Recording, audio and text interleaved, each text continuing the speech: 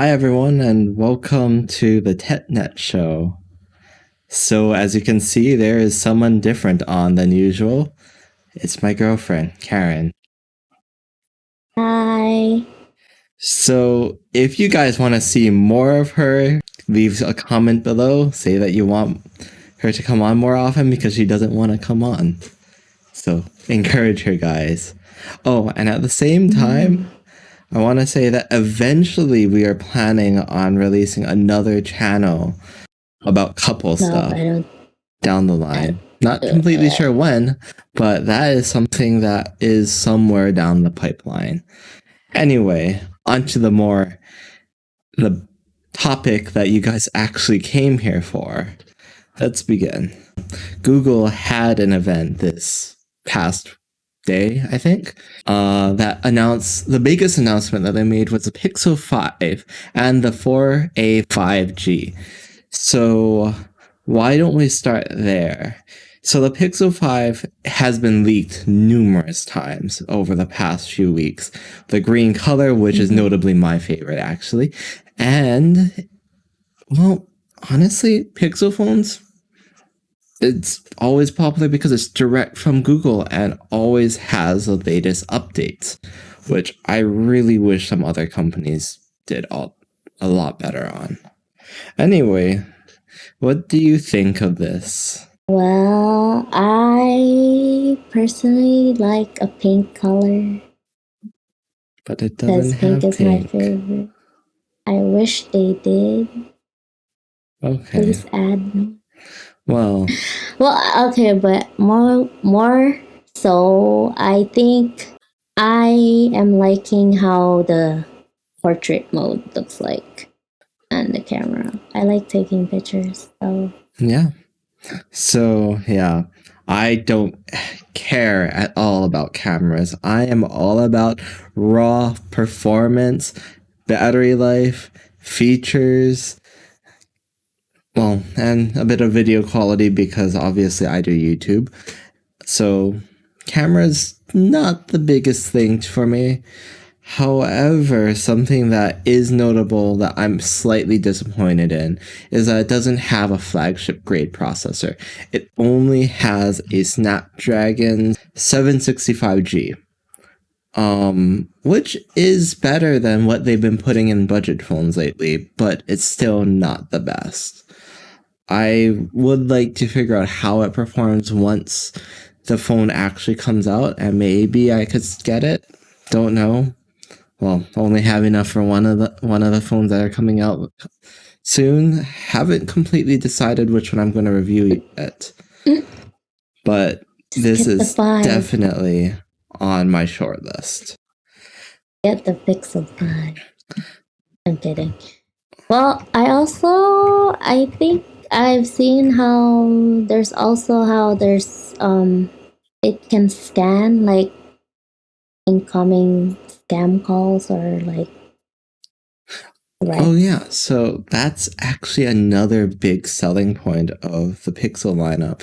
There's a lot of Pixel focused features like done through Google Assistant and all of, Google's AI networking. So yeah, those features are coming up pretty strong on the Pixel with as she mentioned earlier, call monitoring. So it's a feature that basically screens call screening. I think that's what the feature is called. So it screens your calls. I think so, yeah. And it basically lets you see what the person is saying to the assistant. So you can kind of decide if you want to answer it or if you just want to leave it be. And there's other features like that, actually. Another big one is that, have you ever called like one of those, your internet provider, and then they put you on hold for 15 minutes and put on that absolutely terrible music? Can they find better music, please? I'm looking at you, Spectrum. Can you please find better music? Your phone can notify you when a live person picked up.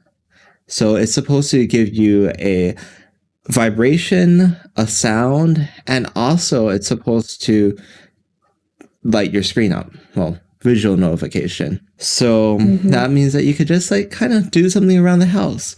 Wait for your phone to tell you, hey, someone has finally picked up. And then you can grab your phone, answer it. So while it's waiting to be picked up, the Google Assistant will tell the person on the other end of the phone to hold because you're coming to the phone. The tables have definitely turned on them.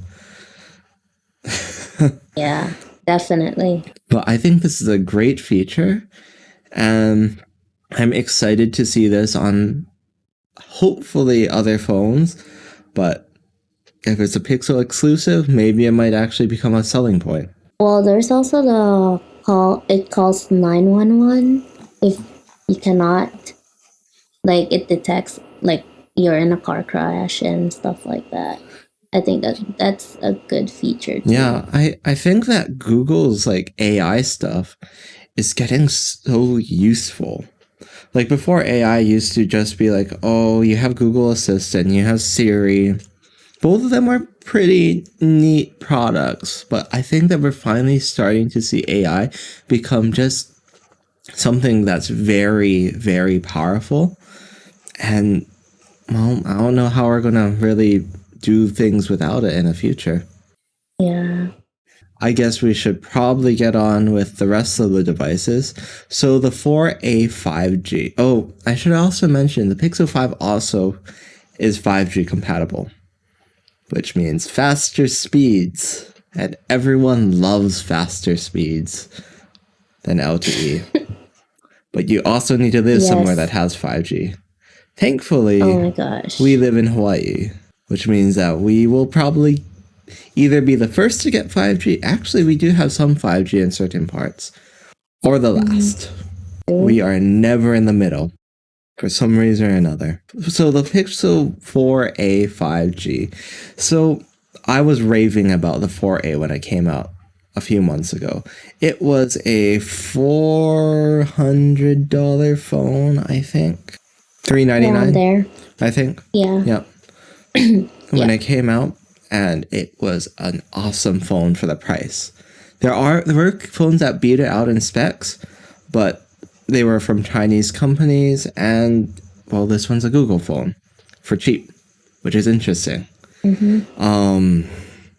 But now they have the 5G variant. So it actually comes with the same processor as the Pixel 5, which is an upgrade from the 4a. But it has a bit less RAM, and it doesn't have a 90 hertz refresh rate on the screen. So if you guys really wanted to have a Pixel 5, but you can't afford it, I really think that the 4a is a great alternative. I mean, the 4a 5G. The 4a is a decent amount less of a phone. Let's move on. But doesn't that only come with 128 gigabytes? Or what? Oh, yeah. Storage has not mattered to me for a very long time. Oh. It does with me. And this is why it's nice to have other people on. Yeah, take pictures. That's basically what's taking up all my storage. And that's why you use cloud storage. I don't delete. Anyway, let's move on to the next announcement in Google's announcements. The Google Nest Audio. They are finally refreshing the Google Home. Like the standard Google Home. And it looks a lot more similar to their Google Home Mini. Or, I'm sorry, their Google Nest Mini.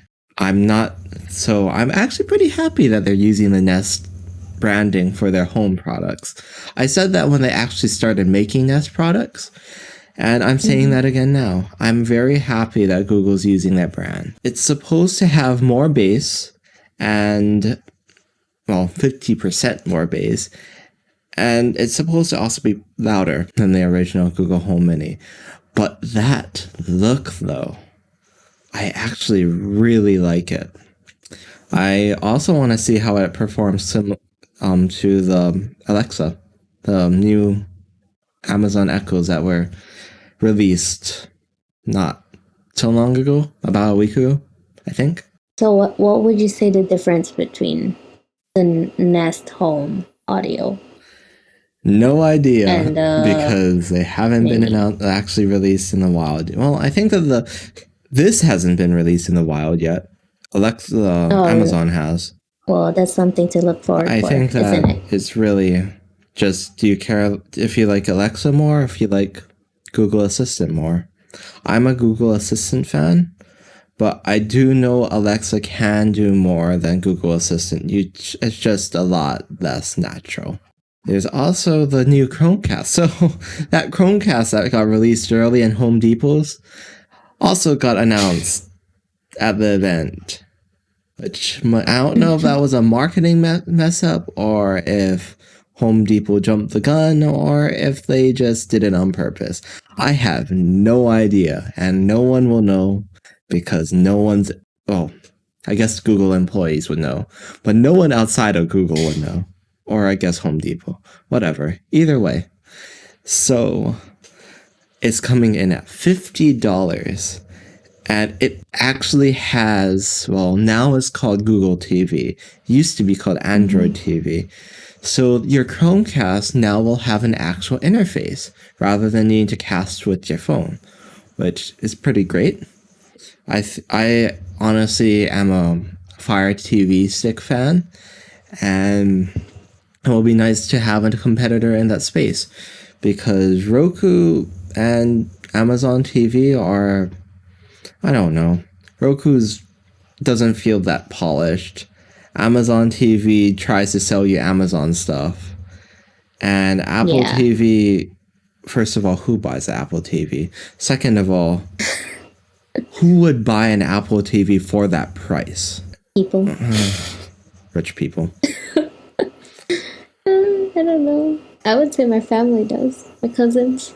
As I mentioned earlier, Google TV is actually getting rebranded. I mean, Android TV is getting rebranded to Google TV. So with the rebranding, it looks like that they have a few new features, not anything that I really want to get in depth with. But yeah, it's evolving, it's getting better. And hopefully this is going to give Amazon and Roku a kick in the butt to get better. Because I really want them to get better, because I want to get a better product. Whatever happens from here will help the consumer, because more products is better for the consumer. It's always has been like that. The competitors, basically. Yeah. Amazon and Roku have been getting too complacent in the space that they're operating in. Moving on, though, Karen has had some experience with these types of products. So What? I think that I will let you take this one, because I don't really know too much about Surface products. Well, I have a Surface Pro. And I guess one thing I liked about it is that the Surface Pro X have a pencil charging port that goes with the keyboard, I guess. And it actually charges. Mine's the first one. Was it the first one? You have a Surface Pro 7. Okay, yeah. That thing, my pencil falls off and it only sticks on the one side, basically. Yeah. And then you have to change the battery from time to time. So how's your experience with the Surface? What do you use it for? Well, I mostly use it when I'm watching, because I can like detach the keyboard and then just take it. It's like a tablet, basically. And then you can turn it into a laptop. And yeah.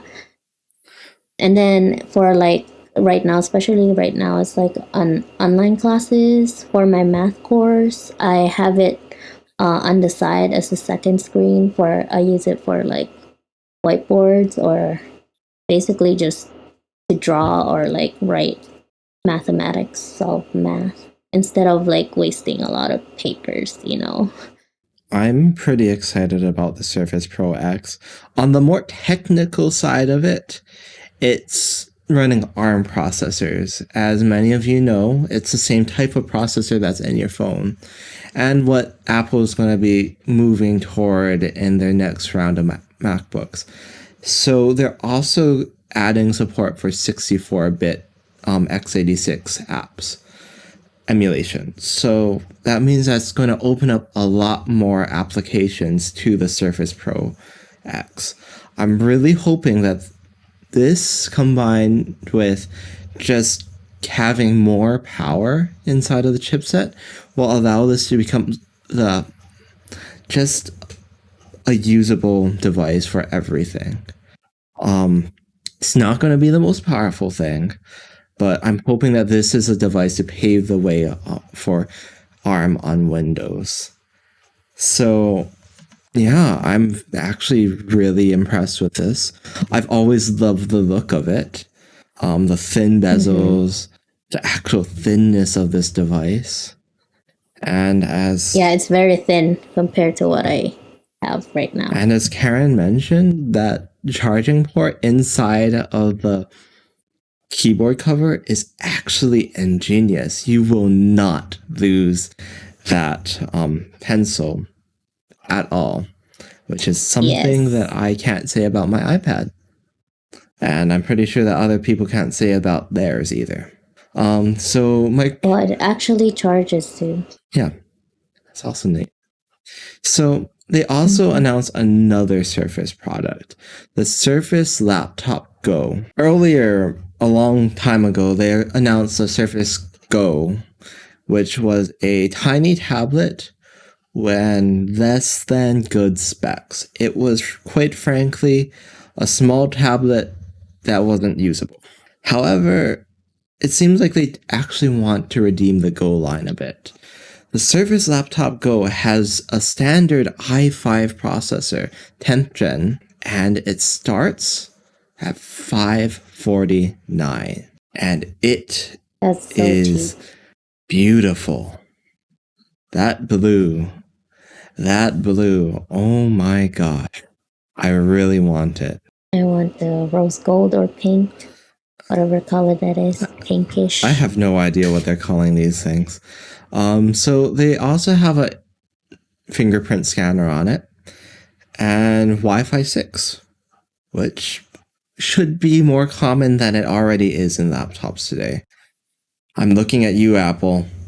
Where's my Wi-Fi 6? I'm paying $1,800 for a laptop with no Wi-Fi 6. Come on. It's been out for more than a year. Anyway, yeah, it comes in the 3 colors, blue, sandstone. Oh, I guess that's what it's called, sandstone, and platinum. And they're also... Sandstone? Yeah. And they're also releasing a new line of peripherals. Very colorful mice and a black and white keyboard. Do you have anything to add about this? No. Oh, well, it actually says it's very light. I don't know. I like carrying lighter things. My MacBook is still heavy. Oh, wait, shoot. I forgot to mention this earlier. Going back to the Pixel 5 topic. I don't know if that's going to be the best device. I know that I kind of alluded to it earlier when I said I don't know which device I'm going to actually get. But that Galaxy S20 Fan Edition is looking good. I know I say this in every single video I've made for the past few weeks, but dang, it is good. It has flagship processors, it has an amazing camera setup, and it comes in my favorite shade of cloud mint, or cloud navy, or cloud white, or cloud lavender, cloud red, or cloud orange. So much cloud. I don't like orange. But that's not even like the type of orange you don't like. It's like, it's tan. Any orange. Okay. I guess. I think that's almost it. I think that there's just really talking about Prime Day. Prime Day is coming, guys. It's gonna be on Prime Day, I don't have October money. 13th to 14th. So Amazon's gonna have great sales. Can't wait for that. And they also have a pre-Prime Day sale. You can get 2 Echo Dots for $40. Are you serious? Yes. So it's pretty neat. Are you serious? What? So yeah. Not sponsored by I should them. be excited, but I don't have money.